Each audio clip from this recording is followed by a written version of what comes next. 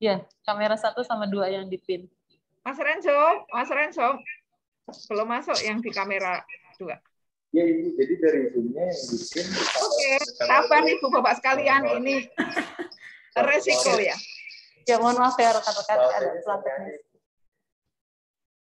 Sudah terlihat di kamera 1 dan 2? Belum Mbak Ote. Mas Yosi mungkin bisa bantu nih untuk Mas Yosi, mohon bantuannya. Mas Yosi.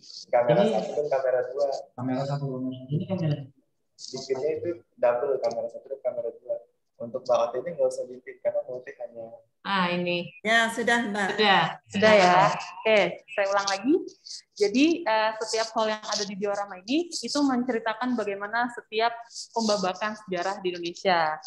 Nah, sekarang rekan-rekan sudah melihat di kamera 1 ya. Kira-kira itu gambar apa ya? Batu. Iya, batu. Jadi kita sebutnya dengan prasasti. Jadi zaman dulu itu media kertas belum ditemukan. Kenapa ini dimasukkan ke dalam hall A? Jadi di sini adalah bukti transisi dari di Indonesia dari zaman prasejarah ke zaman sejarah, di mana nenek moyang kita sudah mulai menulis, rekan-rekan. Tapi nulisnya bukan di iPad, bukan di kertas, tapi nulisnya di media batu. Nah, di sini mungkin untuk rekan-rekan yang beragama Islam, di sini juga ada jenis tulisan, kita sebutnya huruf Arab gundul. Bisa terlihat? Mati kameranya. Kameranya mati? Di kamera 1. Kamera 1, 2 hidup. Iya, kelihatan ya? Ya, jadi ini mungkin tulisannya tidak terlihat. Jadi ini tulisannya berupa huruf Arab gundul, rekan-rekan. Jadi ini prasasti yang ditemukan di Semenanjung Melaka pada abad 20. Nah, selain tulisan, itu juga ada berupa simbol. Nah, terlihat rekan-rekan? Nah, dulu saya pernah mandu anak TK, kata anak TK ini seperti tapak kaki Doraemon. Tapi ini bukan tapak kaki Doraemon ya, kan? Jadi ini ada tapak kaki gajah. Jadi bukan berarti gajah yang langsung menapakkan kaki di di batu, tapi itu hanya ukiran. Bukti kalau kerajaan itu adalah kerajaan yang besar dan kuat. Dan ini disebut dengan prasasti kebun kopi. Jadi kalau misalnya rekan-rekan ingin melihat prasasti yang realnya, itu ada di Museum Nasional yang ada di depan Monas. Oke, sampai sini ada yang mau ditanyakan? Kalau tidak ada, kita bisa langsung ke hall B. Gambarnya nggak kelihatan? Kelihatan, Nak. Kelihatan. Oke, ini di kamera 1 bisa muter-muter. Nah, jadi di sini hall B menceritakan bagaimana zaman kerajaan dan profil pahlawan di Indonesia. Nah, saya mau tanya sama rekan-rekan, kira-kira bangsa Belanda mana saja yang pernah datang ke Indonesia pada saat itu? Mungkin dulu dikenali dengan Nusantara, belum Indonesia. Ada yang bisa menyebutkan bangsa Eropa apa saja yang pernah datang ke Indonesia? Portugal, Belanda. Portugis, Spanyol. Ya, Portugis, Spanyol. 2 lagi? Inggris. Satu lagi. Negara yang ada menara Eiffelnya? Prancis.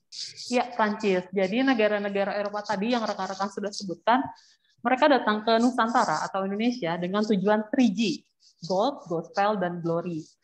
Jadi gold di sini artinya bukan emas, tapi adalah rempah-rempah. Karena pada saat itu rempah-rempah yang mungkin, kenapa? Halo? Suara saya terdengar, rekan-rekan? Dengar, Mbak. Ya, dengar. Pak. Jadi zaman dulu itu rempah-rempah seperti pala, cengkeh itu harganya lebih mahal dari emas. Jadi salah satu tujuan bangsa Eropa datang ke Indonesia adalah untuk mencari rempah-rempah. Tujuan yang kedua adalah gospel. Nah, gospel di sini adalah para bangsa Eropa ini untuk menyebarkan agama Nasrani. Dan yang ketiga tujuannya adalah glory. Dan glory ini tujuannya adalah untuk memakmurkan dari negaranya masing-masing. Nah, tadi sudah menyebutkan Portugis dan Spanyol itu adalah bangsa Eropa yang menginisiasi datang ke Indonesia. Salah satu dari petugas mereka itu adalah orang Belanda, rekan-rekan.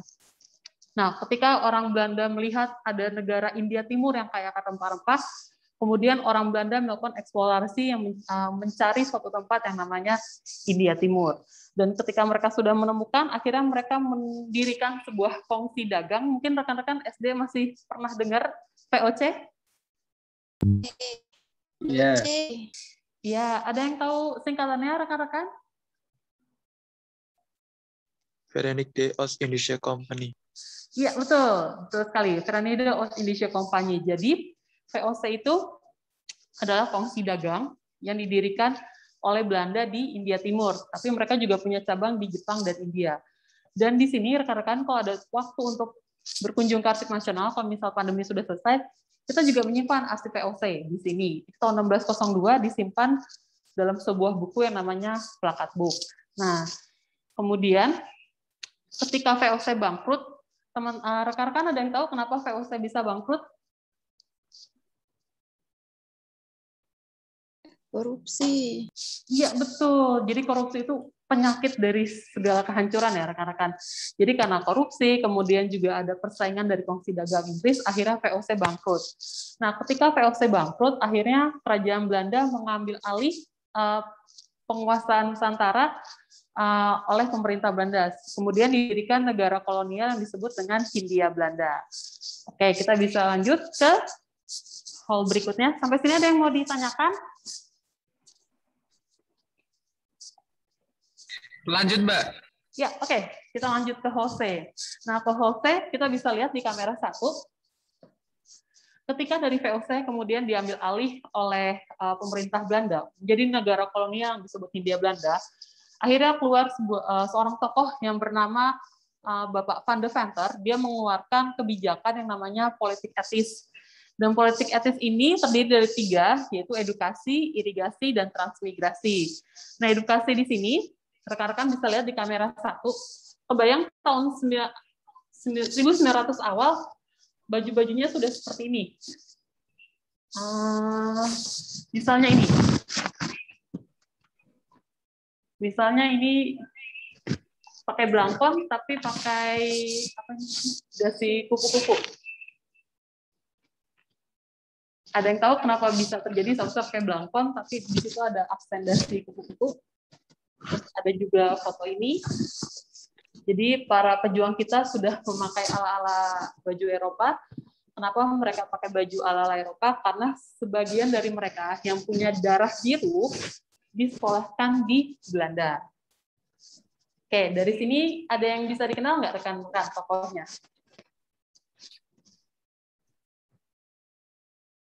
Atau ini nih? Muhammad Hatta.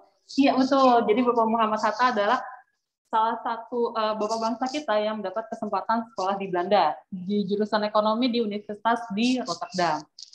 Nah, akhirnya kebijakan edukasi ini menjadi bumerang bagi pemerintah Belanda.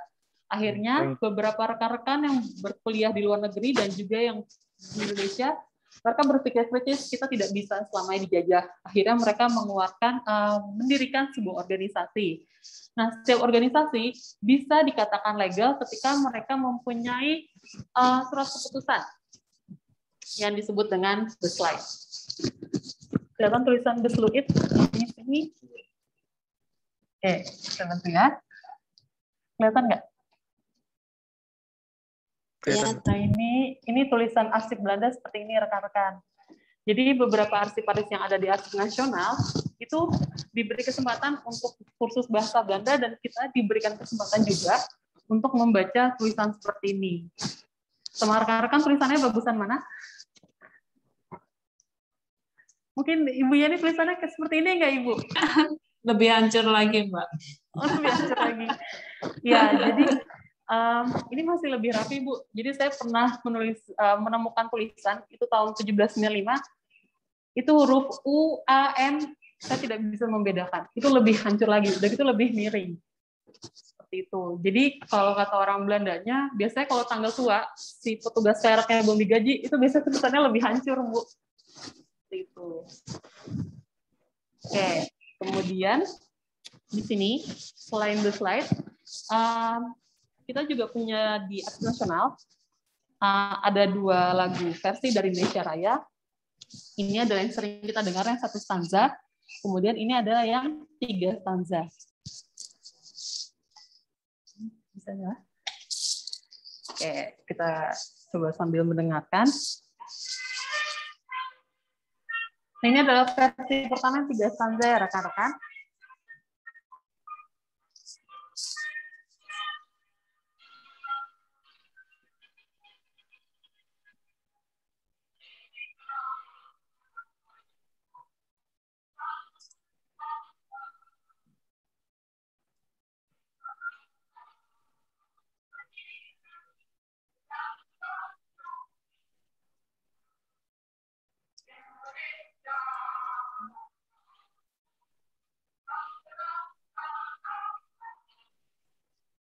Oke, mohon maaf sebelumnya, kita bisa lanjut lagi.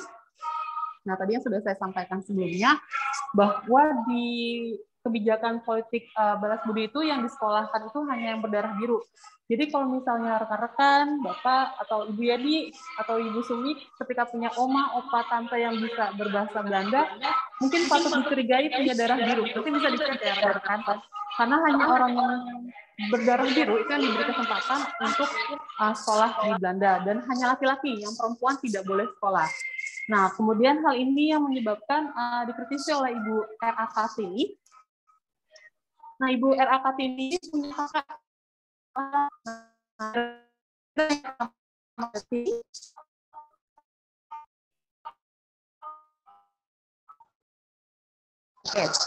Kakak dari Ibu R.A. Kartini ini adalah Bapak Sosro Kartono.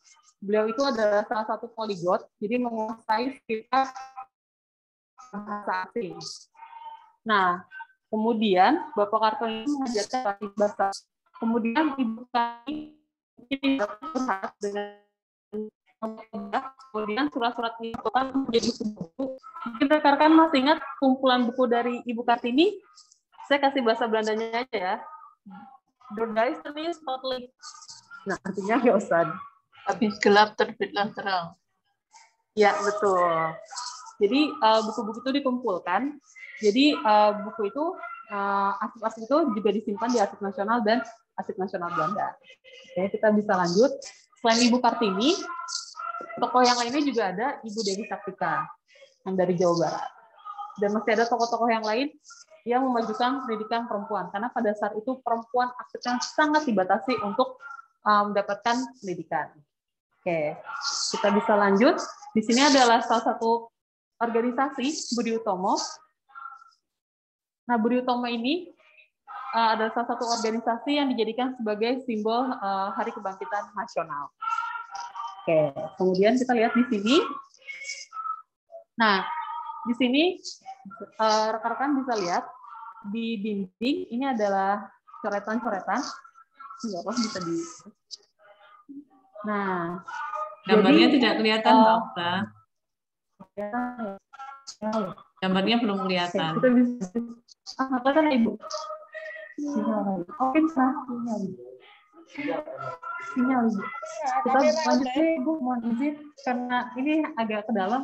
Jadi mungkin sinyalnya jelek. Oke. Sudah terlihat gambarnya? Belum? Belum ya? Kita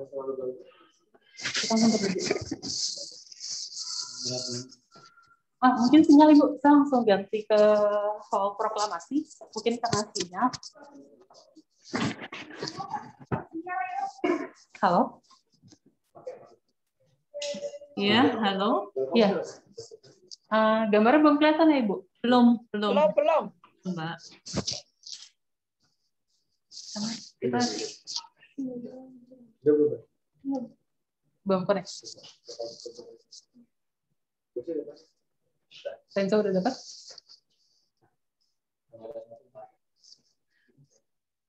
Oke, kamera 1 sudah kelihatan?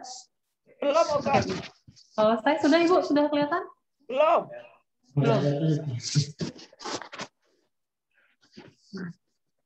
Kamera 1 terlihat. Ini udah. Oke, mungkin bisa dibantu kamera 1. Nah, di sini tadi kita skip beberapa foto. Nah, di sini adalah surat salah satu surat yang ikonik yang ditulis oleh Bapak Presiden Soekarno ke Panglima Besar Sudirman. Nah, mungkin nanti bisa dilihat tulisannya rekan-rekan. Jadi bagaimana Bapak Presiden Soekarno membuat tulisan yang sangat romantis. Jadi beliau menggunakan bahasa Dimba dan Kanda. Nah, di sini ada pertentangan. Jadi Pak Soekarno menginginkan Panglima Besar Sudirman untuk menghentikan perang gerilyanya, sementara Bapak Sudirman masih ingin berjuang. Kemudian dipanggil ke Istana Negara, Bapak Soekarno ingin memeluk Bapak Sudirman, cuman karena Bapak Sudirman ibaratnya kecewa dengan Bapak Presiden Soekarno, mungkin bisa dilihat di foto.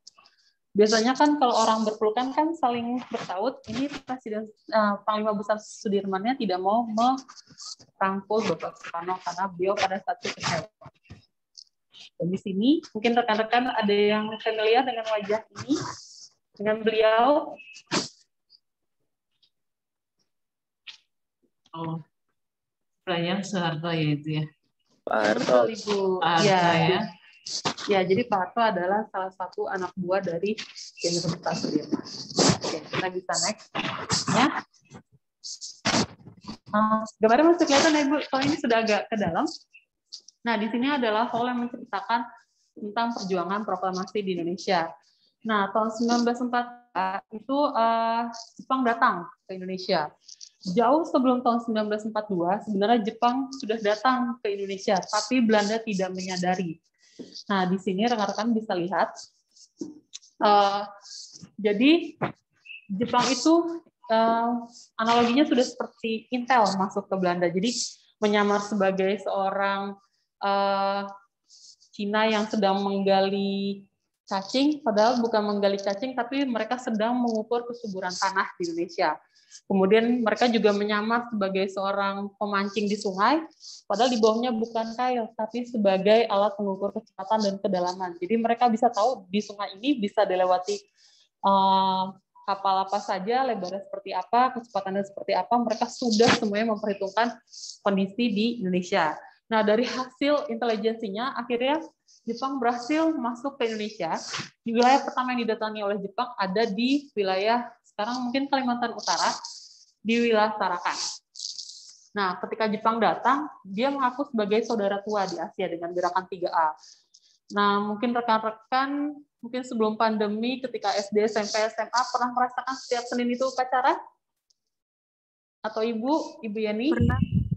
Pernah Mbak. Ya, pernah ya. Jadi, itu adalah salah satu peninggalan dari Jepang. Jadi, setiap Senin itu, kita itu disuruh menghamba ke membungkuk ke matahari, kemudian akhirnya kebiasaan itu diubah, diadaptasi menjadi hormat ke bendera Indonesia. Terus setiap Jumat, mungkin yang SD atau mungkin yang PNS suka olahraga, ini senam. Itu adalah kebiasaan dari peninggalan dari Jepang. Seperti itu.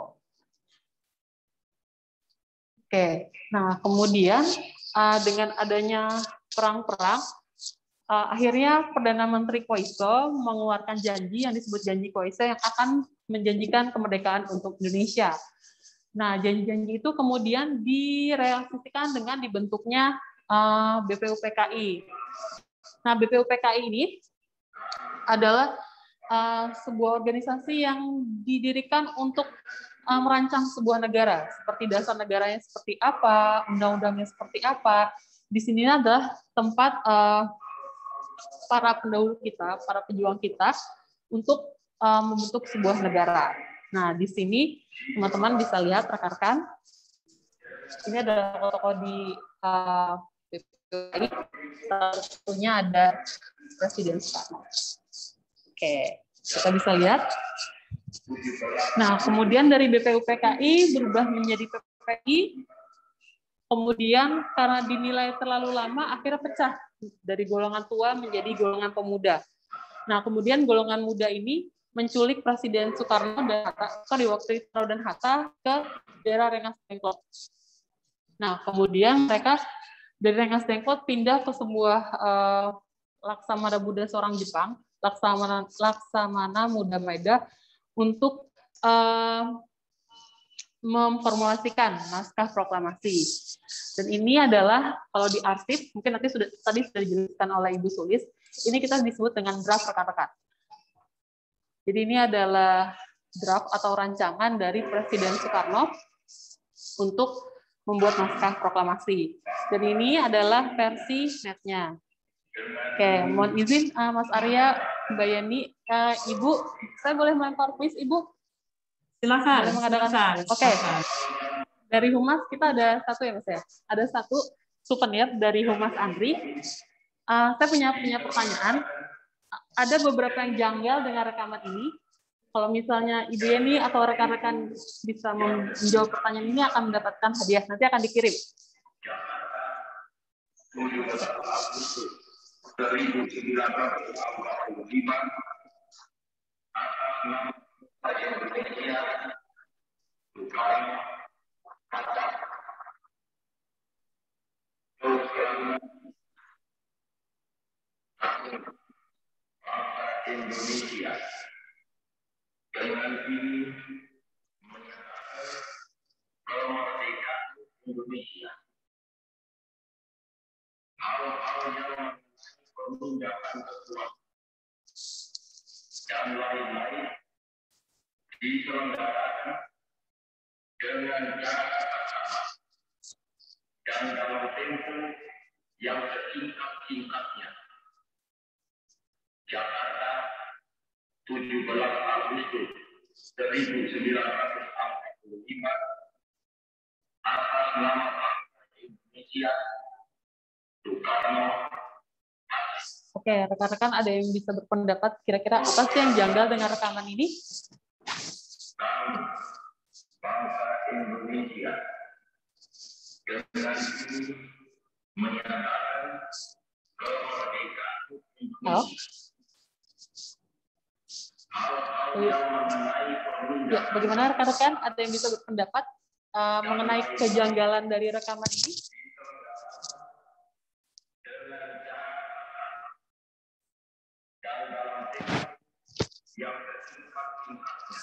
Ada yang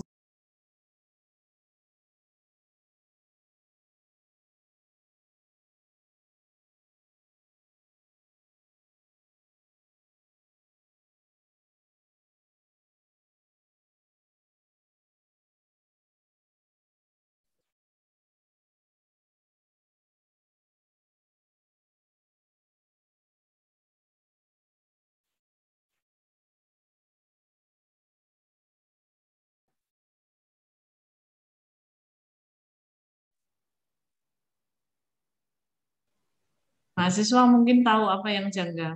Saya kok nggak tahu ya, nggak melihat. Silakan mahasiswa.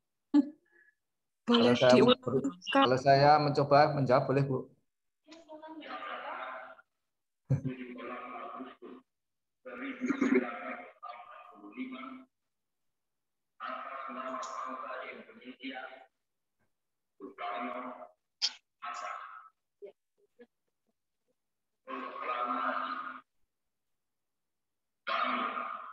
Bangsa Indonesia dengan ini menyatakan kemerdekaan Indonesia. Hal-hal yang mengenai pemindahan kekuasaan dan lain-lain diselenggarakan Kurang kata masih Bu. dan dalam tempo yang sesingkat-singkatnya. Jakarta, 17 Agustus 1945, atas nama bangsa Indonesia, Soekarno.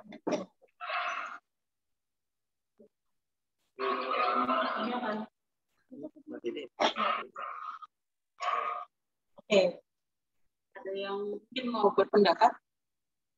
Saya Bu izin menyampaikan. Ya, dengan siapa? Dengan Pak Arif.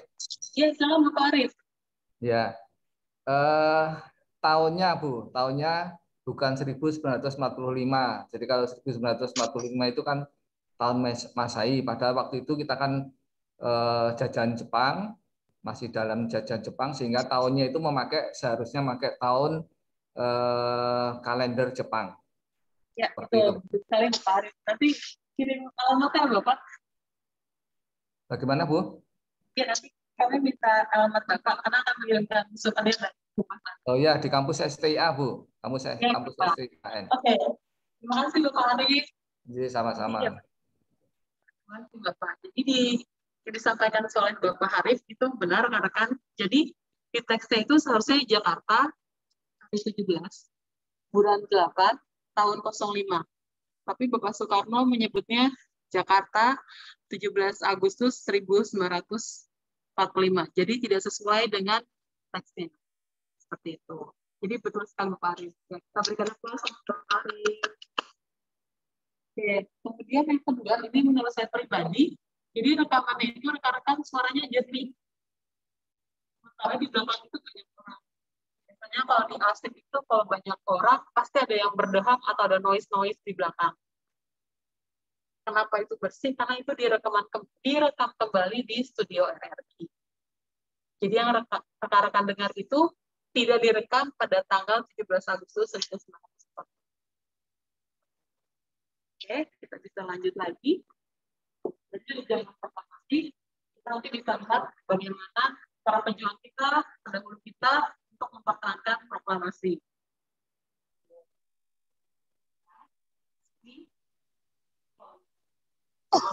Nah, di sini Belanda yang tadinya sudah kalah oleh Jepang, kembali lagi bersama kawan-kawannya. Satu adalah itu. Jadi ada banyak perlawanan. Pertama adalah perlawanan fisik. Mungkin ada peristiwa Surabaya, kemudian di Jogja, pernah dengar soal 1949, mungkin kenal dengan beliau.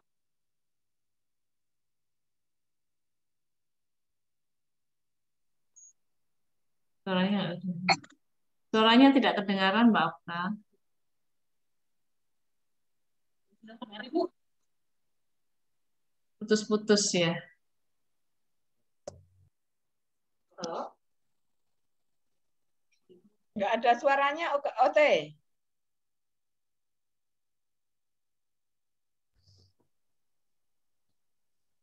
Saya bisa di-unmute, Ibu. Halo? Sudah terdengar? Sudah kedengaran, Mbak Okta. Oke. Mohon maaf atas gangguan teknisnya. Sekarang kita bisa lihat. Jadi tadi sebelumnya kita melihat proklamasi, dan sekarang di hall ini menceritakan bagaimana para pejuang kita, pendahulu kita untuk mempertahankan kemerdekaan dan kedaulatan dari bangsa ini. Nah, pertama itu banyak dengan perlawanan-perlawanan fisik. Di Bandung ada peristiwa Bandung Lautan Api, kemudian di Surabaya juga ada peristiwa Surabaya pada tanggal 10 November 45. Kita bisa lihat gambarnya. Mungkin rekan-rekan atau Bapak Ibu yang pernah ke Hotel Majapahit ya, kalau tidak salah. Nah, ini adalah hotel di mana saksi bendera Belanda merah, putih, biru, bagian birunya dirobek oleh para pejuang kita. Mungkin nanti teman-teman kalau ada kesempatan ke Surabaya bisa lihat di Hotel Majapahit. Oke. Itu adalah saksi bisu di mana bendera Belanda dirobek warna birunya. Kemudian di sini rekan-rekan bisa mungkin familiar dengan beliau. Ya, Sri Sultan Hamengkubuwono ke-9. Ya, betul sekali, Bu. Jadi beliau adalah salah satu inisiator yang menginisiasi serangan umum 1 Maret. Nah, kemudian selain fisik, kita juga ada di diplomasi. Jadi pertama diawali dengan perundingan Linggarjati. Itu ada di Jawa Barat. Di situ Belanda hanya mengakui kedaulatan Indonesia wilayah Jamasu, Jawa, Madura, dan Sumatera. Kemudian Belanda melanggar rekan-rekan dengan melakukan agresi militer yang pertama. Kemudian lanjut lagi ke Ranville di sebuah pesawat. Jadi di sini sampai perlu pihak ketiga rekan-rekan untuk menemukan titik temu antara Indonesia dan Belanda. Itu namanya tiga negara, yaitu Belgia, Amerika Serikat, dan Australia. Indonesia didampingi Australia, Belanda didampingi Belgia, dan Amerika Serikat sebagai pihak yang netral. Kemudian dari Ranville ini ada lagi agresi militer yang kedua. Nah, kemudian serangan militer yang kedua ini, agresi militer yang kedua, dibalas lagi oleh serangan umum 1 Maret. Nah, kemudian hal ini akhirnya dilihat oleh PBB, kemudian menginisiasi di salah satu perjanjian di sini rekan-rekan, mungkin kita belum membuat muralnya, ada perjanjian Rumroyen, dan dari Rumroyen lanjut lagi ke konferensi meja bundar. Nah, konferensi meja bundar ini ada di Den Haag. Mungkin teman-teman kalau ada kesempatan bisa melihat, hotelnya sampai sekarang masih ada. Dan di sini akhirnya Belanda mengakui kedaulatan kita pada tanggal 27 Desember 49. Nah, di sini seperti yang sudah saya sampaikan di awal, sejarah itu sebuah perspektif. Jadi saya pernah membaca sebuah buku bertuliskan bahasa Belanda. Di dalam buku itu tidak menyebutkan Indonesia merdeka pada tanggal 17 Agustus 1945. Mungkin rekan-rekan ada yang bisa memberikan pendapat kenapa Belanda tidak mengakui kemerdekaan kita pada tanggal 17 Agustus 1945? Oke, kalau misalnya nggak ada, jadi ketika Belanda mengakui Indonesia merdeka pada tanggal 17 Agustus 1945, mereka akan kena pelanggaran HAM karena mereka melakukan agresi militer 1 dan agresi militer yang kedua ketika Indonesia telah memproklamasikan kemerdekaan. Ketika Belanda mengakui kejahatan itu akan mempermalukan negara itu sendiri karena perjanjian HAM itu rekan-rekan ada di kota Den Haag. Jadi sampai detik ini mungkin Belanda masih mengakui kemerdekaan kita di tanggal 27 Desember 1949. Dan mungkin nanti teman-teman rekan-rekan bisa melihat ada momen di mana mungkin kalau pandemi sudah berakhir ya rekan-rekan, Raja Belanda atau Perdana Menteri Belanda akan datang ke Indonesia untuk meminta maaf seperti itu. Nah, di sini rekan-rekan bisa melihat arsip yang dihasilkan dari hasil konferensi meja bundar. Nah, di sini ada 3 bahasa, rekan-rekan, ada bahasa Indonesia. Kita lihat bahasa Indonesia ini. Kemudian ada bahasa Belanda. Dan kemudian ada juga yang berbahasa Inggris. Ini yang berbahasa Inggris. Jadi perjanjian itu rekan-rekan dibuat dalam 3 bahasa. Kenapa? Karena kita sudah belajar dari sejarah, para pendahulu kita, pejuang kita sudah belajar dari sejarah rekan-rekan. Jadi saya juga sudah menyaksikan itu. Jadi saya pernah membaca sebuah kontrak antara Belanda dan salah satu raja di wilayah Cirebon. Jadi ada seorang oknum di wilayah Cirebon, dia ingin menggeser kekuasaan dari seorang raja. Akhirnya dia minta tolong ke pemerintah Belanda. Nah, akhirnya pemerintah Belanda meminta timbal balik. Nah, di versi bahasa tulisan Arab Melayu, mereka hanya minta seekor kerbau yang dipotong, tanah seluas kerbau yang dipotong. Jadi teman-teman udah bayangin seluas kerbau, kan kecil ya. Dan ternyata di versi bahasa Belanda, mereka tulis dengan detail seekor kerbau yang disembelih, kemudian dikuliti, kulitnya dijadikan benang, benangnya dihamparkan. Jadi beberapa kali para pendahulu kita suka tertipu dengan kontrak-kontrak 2 bahasa. Akhirnya supaya tidak tertipu lagi dan ditambah lagi banyak para pejuang kita yang sudah bersekolah di Belanda, sudah punya kemampuan bahasa Belanda, akhirnya dibentuk 3 bahasa. Dan di perjanjian-perjanjian ini melibatkan Presiden Soekarno sebagai di dalam perundingan-perundingan itu. Kenapa? Karena Belanda menganggap Soekarno sebagai kolaborator Jepang. Oke, kita bisa lihat kemudian di sini adalah presiden-presiden Indonesia. Oke, di sini juga ada persetujuan yang lain tadi dari perjanjian Linggarjati, kemudian ada perjanjian Renville.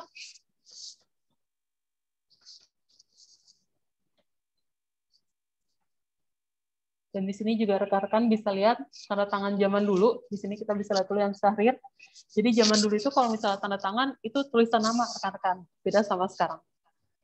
Dan di sini juga ada cap timbul. Mungkin kalau rekan-rekan nonton Harry Potter, suka lihat cap timbul yang dari Hogwarts, ya itu. Jadi ini cap timbulnya.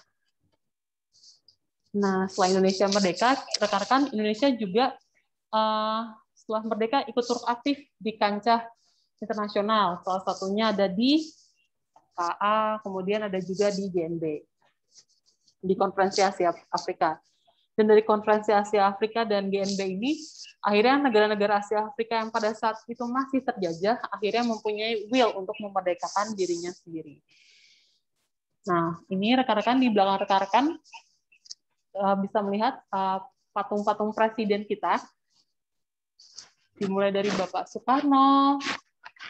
Nah, nanti rekan-rekan kalau ada kesempatan ke Jakarta, di sini juga ada fasilitas untuk mendengarkan rekaman suara dari para presiden kita. Bapak Soekarno, Bapak Soeharto, Bapak Habibie, Bapak Abdurrahman Wahid, kemudian ya ini adalah Bapak Abdurrahman Wahid. Cuman arsipnya sudah datang rekan-rekan, arsip fotonya sekarang masih proses pengerjaan. Kemudian ada Presiden Megawati Soekarno Putri dan Presiden Susilo Bambang Yudhoyono. Nah, yang terbaru ini Bapak Jokowi belum dibuat rekan-rekan karena arsipnya belum sampai di arsip nasional. Nanti kalau misalnya sudah sampai akan dibuat patungnya dan rekaman suaranya dicarikan, akan dibuat di sini.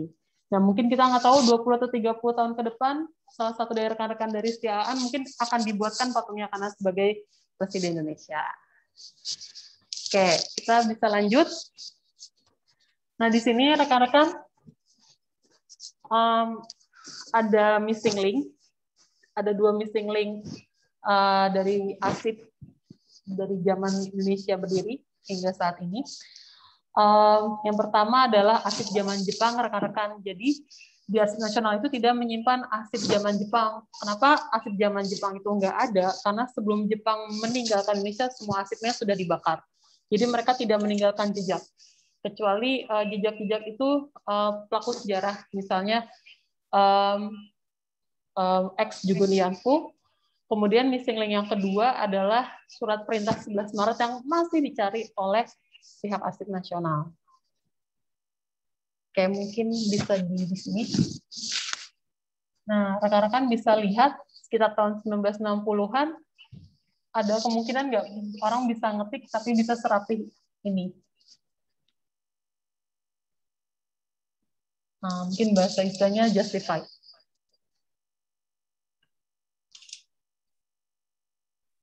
Jadi yang ini, kemudian yang ini, kemudian yang terakhir ini, versi yang terakhir.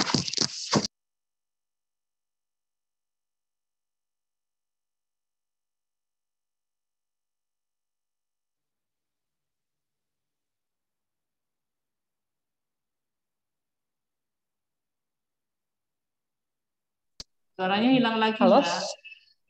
Iya. Suaranya hilang lagi nih.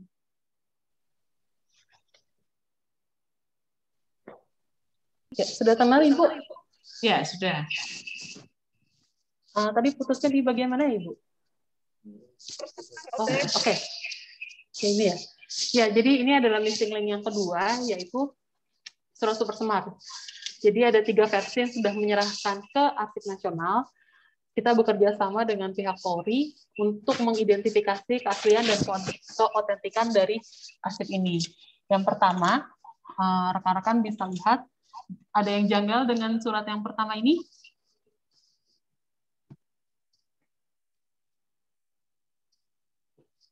Di sini kita nggak perlu Polri dengan mata telanjang, kita juga bisa mengkritisi ini diduga tidak asli.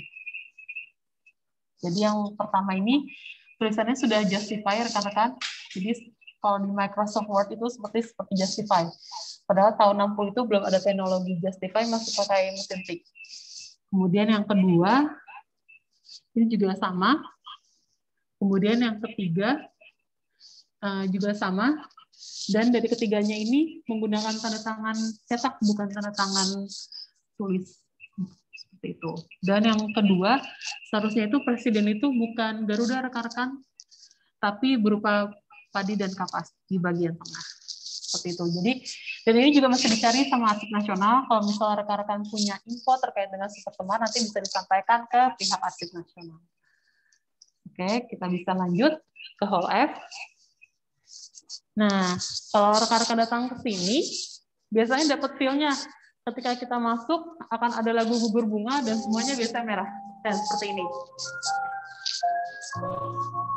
Jadi dapat feel-nya. Jadi ini seperti menceritakan transisi dari zaman Orla yang dipimpin oleh Presiden Soekarno ke yang dipimpin oleh Presiden Soekarno. Dan di sini kita ambil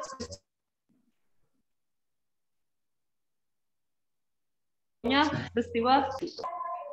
Terdengar suara saya? Putus-putus, Mbak. Dengar. Sinyal. Oke. Tapi di kamera kelihatan ya, Ibu? Suasana Kelihatan. dari, ya nanti kalau misalnya ke Jakarta bisa dapat feel-nya. Oke. Kemudian kita lanjut ke hall G. Kalau tadi itu hall F, sekarang kita ada di hall G. Nah, kalau hall G ini rekan-rekan, Ibu, kita menceritakan transisi dari zaman Orba yang dipimpin oleh Presiden Soeharto ke Orde Reformasi. Transisinya adalah Presiden Habibie. Nah, di sini yang kita ambil peristiwa peaknya adalah peristiwa 98. Mungkin rekan-rekan belum lahir ya. Jadi ini peristiwa di mana rekan-rekan mahasiswa itu datang ke gedung DPR MPR untuk melakukan unjuk rasa. Nah, kemudian kita bisa masuk ke dalam. Di sini juga menceritakan sejarah dari DPR MPR. Sebenarnya zaman Belanda sudah ada, namanya itu adalah Lanrat. Ini kita bisa lihat sejarah DPR MPR, tadi Lanrat, kemudian mungkin rekan-rekan. Jadi kakak-kakak mahasiswa dari berbagai macam perguruan tinggi itu datang ke gedung DPR MPR untuk unjuk rasa.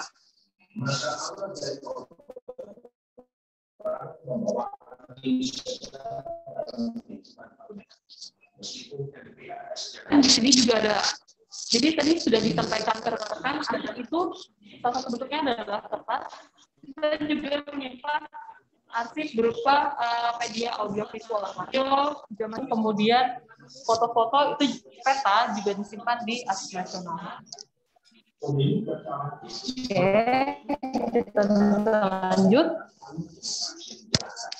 Nah, di sini adalah Undang-Undang Dasar yang sudah direvisi sebanyak 4 kali. Oke, nah di sini adalah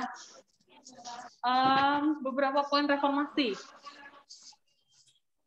yang mungkin masih saat ini belum dijalankan. Misalnya terutama yang berantas KKN. Jadi ini adalah agenda dari reformasi. Jadi dari kakak-kakak mahasiswa dilanjutkan oleh rekan-rekan kalian, rekan-rekan yang mungkin sedang menyaksikan di virtual diorama sejarah penyaluran bangsa. Ini adalah agenda dari reformasi. Oke, kita bisa next. Nah, di sini rekan-rekan kita juga menyimpan arsip ketika Presiden Soeharto mengundurkan diri. Kita bisa lihat. Ini suara asli rekan-rekan dari Presiden Soeharto. Dan ini adalah versi resminya yang diketik oleh Setnek. Presiden Soeharto menulis tangan yang mengatakan minta maaf kepada rakyat Indonesia.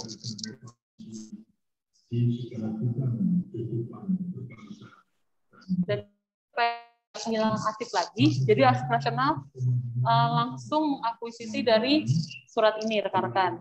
Nah, supaya arsip ini punya nilai kekuatan dan otentik, akhirnya Presiden Soeharto membubuhkan parafnya untuk menyatakan bahwa ini tulisan asli dari beliau.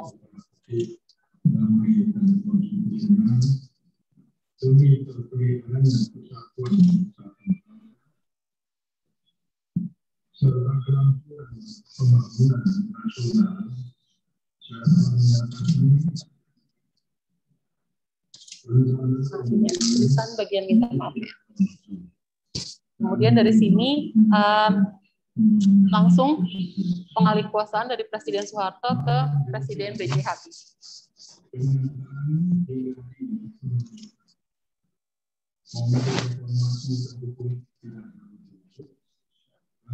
Oke, dan yang terakhir rekan-rekan, kalau misalnya rekan-rekan ada kesempatan atau pandemi sudah selesai, nah rekan-rekan di bagian akhirnya kita mempunyai hall H. Jadi hall H ini rekan-rekan bisa lihat di teater. Kita bisa melihat video dokumentasi sejarah perjalanan bangsa dari media audiovisual dan kertas yang kita miliki dari zaman Jepang hingga reformasi. Kemudian di sini kita juga mempunyai dokumentasi audiovisual dengan tema PKI, kemudian ada Presiden Soekarno dan yang lain-lain. Jadi kalau misalnya rekan-rekan ada kesempatan, rekan-rekan bisa melihat suasana dari Hall H.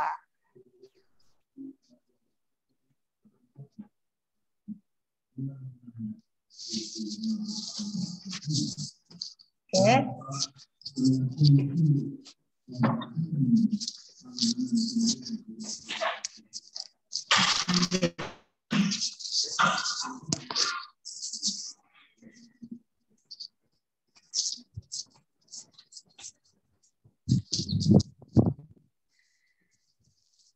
Ya, rekan-rekan, ini akhir dari kunjungan virtual kita. Saya atas nama pribadi dan Arsip Nasional memohon maaf atas segala kekurangan dan kesalahan dalam pemanduan ini. Atas perhatian rekan-rekan, Bapak Ibu, saya ucapkan terima kasih. Semoga bisa bermanfaat. Selamat siang. Wassalamualaikum warahmatullahi wabarakatuh. Waalaikumsalam. Terima kasih ya Ketua OT. Ya Ibu, sama-sama.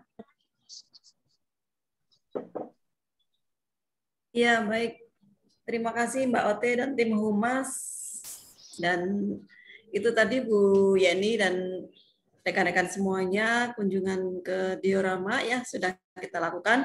Mohon maaf karena biasanya itu gangguan sinyal dan segala macam, jadi ada beberapa sedikit kendala, namun kita akan perbaiki terus untuk ke depan untuk kunjungan ini. Kita akan buatkan juga nanti video secara virtual ya, jadi lebih smooth gitu untuk kita saksikan. Tadi sudah diumumkan kalau nggak salah ada satu pemenang yaitu Bapak Arief gitu ya Bu Yeni ya. Nanti karena kami dari teman-teman sudah memberikan informasi, nanti akan kami kirimkan souvenir dari Andri sebagai pemenang kuis yang disampaikan oleh tim pemandu diorama kami. Baik Ibu, mungkin kunjungan kita cukupkan karena sudah sampai pada pukul 11.30. Mohon perkenan dari Bu Yeni, apakah ada yang ingin disampaikan sebelum kita akan tutup untuk kunjungan pada hari ini? Baik, terima kasih Ibu Suminarsi atas waktunya. Ya, jadi hari ini kita sudah melaksanakan studi lapangan untuk bisa mengetahui gambaran sedikit mengenai Arsip Nasional dan bagaimana Arsip Nasional melaksanakan fungsi-fungsinya yang sangat penting saya kira ya bagi kita semuanya, dan saya pikir ini saya berharap mahasiswa akan semakin menyadari bahwa arsip ini memang akan sangat penting ketika nanti kalian, mahasiswa sekalian sudah selesai kuliah dan kemudian bekerja. Ya, arsip tentu akan menjadi harus menjadi sesuatu yang dipelihara, diproduksi, dipelihara, dan itu akan menjadi bukti-bukti dari kinerja kita, ya, yang bisa membuat kita ditentukan ya penilaiannya seperti apa, itu semuanya adalah dari arsip. Ya, contoh kecilnya aja ketika kita selesai sekolah kita pasti mendapatkan arsip berupa ijazah, itulah pencapaian kita. Nah, demikian pula ketika kita bekerja maka arsip atau hasil kerja kita itu semuanya diarsipkan dengan baik, dipelihara dengan baik, ya baik kemudian itu menjadi arsip pribadi maupun menjadi arsip institusi, lembaga dan sebagainya, dan di situ menunjukkan sumbangan kita prestasi kita ya, ketika kita bekerja di situ. Seperti itu. Ya, saya kira saya akhiri saja ya, Ibu. Kunjungan kita ini dari jam 9 sampai 11.30 ini sudah mendapatkan masukan. Assalamualaikum. Ya, iya, Mbak.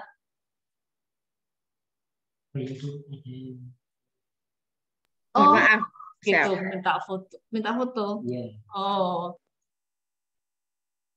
di foto dulu sebelum kita akhiri kunjungan kita ini. Nanti saya pamitkan. Mohon IT untuk screenshot begitu. Ayo semua layar dibuka supaya kita ada di dalam foto itu. Mahasiswa ya. Nah, Bu Sumi. Silakan ya. Terputus ya, mohon maaf. Siap, masih on. Akan dihitung ya. Ada 6 layar. Oh, ada 6 layar. Oke. Berarti ini layar 1 dulu. Oke. Layar 1 dulu. Mbak Yeni, ya? kami minta itunya salam arsip Mbak Yeni. Gini Mbak Yeni. Oh, begitu. Semuanya begitu. Siap. Nah, baik. Layar 1 semuanya begini ya. Salam arsip. Siap. Ya, layar 1. 1, 2, 3. Sudah Pak Yosi? Sudah. Kemudian layar kedua.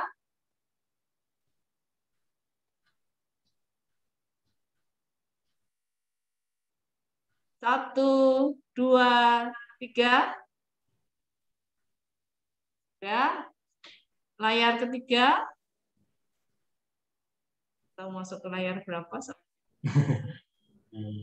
Layar ketiga. 1, 2, 3.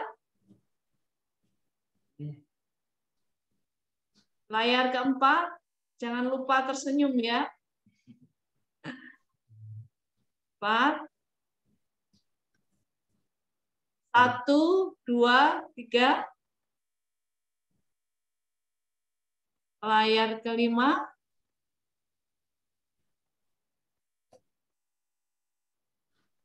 1, 2, 3. Kemudian layar terakhir. Layar ke-6, layar terakhir. 1, 2, 3. Terima kasih. Cukup. Sudah semuanya difoto. Baik, saya mewakili STIAN, Bapak Ketua dan teman-teman rekan-rekan dosen serta mahasiswi STIAN semuanya. Saya mengucapkan terima kasih kepada Ibu Sulistiawati, MSI, dan kemudian Ibu Suminarsi dari sebagai Kepala Humas, Andri, dan juga Mbak Okta beserta krunya. Terima kasih sekali atas kesempatan yang sudah diberikan sehingga kami bisa melaksanakan studi lapangan di Arsip Nasional Republik Indonesia.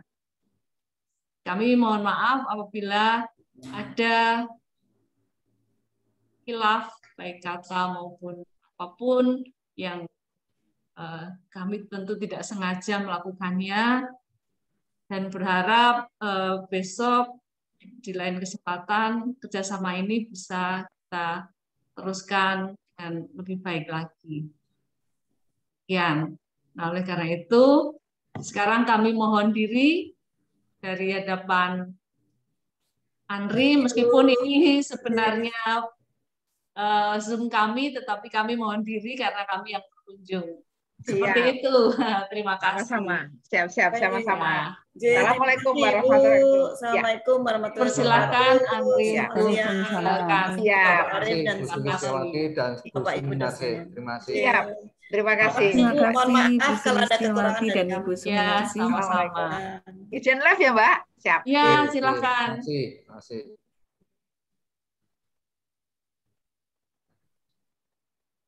Baik, demikian Bapak Ibu sekalian, pimpinan dan dosen SDIAN dan juga mahasiswa, kita akhiri studi lapangan hari ini. Jangan lupa mengisi presensi akhir, ada 2 kali presensi ya, tadi awal, kemudian yang di akhir, kemudian mengisi kuesioner yang dari Arsip Nasional, jangan lupa. Ya, kemudian dengan ini saya mengucapkan terima kasih atas partisipasinya. Saya tutup dengan ucapan terima kasih. Dengan ini juga kami persilahkan untuk bisa live setelah kuesioner dan presensi itu diisi. Terima kasih.